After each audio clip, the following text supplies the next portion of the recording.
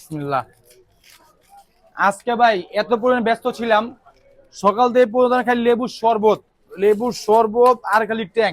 আমি তো video upload দিতেই পাইনি, এই দেখেন খালি লেবু আর লেবু। আজকে মনে হয় 200 লেবু ছিল একাই, আজকে 200 লেবু, লেবুর শরবত আর লেবু চা। এখন আবার কি সন্ধ্যা হয়েছে, এখন খালি কফি। সারাদিন আপনার কোল্ড কফি শেষ, এখন আবার কি কফি চা, আপনার দুধ কফি হট কফি বিক্রি করতেছে। দেখেন আপনার বানাইতেছি একটা চিনি ছাড়া। ফাইন।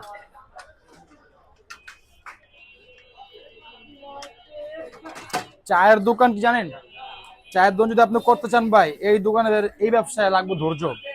চায়ের দোকান সবার জন্য না, এটা মাথায় রাখবেন। আপনি যদি কাস্টমারের স্যার বড় ভাইয়া ভাই না কইতে পারেন, আপনার ব্যবসায় আসার কোনো প্রয়োজন নাই। এই ব্যবসায় লাগে খুব প্রচুর ধৈর্য। কাস্টমার যদি গালিও দেয়, হ্যাঁ দুলাভাই কেমন লাগে। কারণ আজকে সে আপনার গালি দিব, কালকে আপনার দোকানে সে আবার নিজে নিজে থেকে আইবো চা খাইতে। এটা মাথায় রাখবেন। আচ্ছা দান,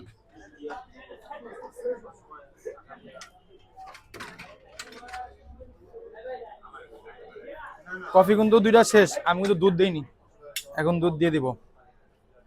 এটা হচ্ছে আমার 20 টাকার হট কফি, এটা হচ্ছে আমার কফি চা, আর এটা হচ্ছে আমার শুধু কফি, মানে পানি গরম পানি দিয়া এটা কফি চা মিক্স করে দিলাম।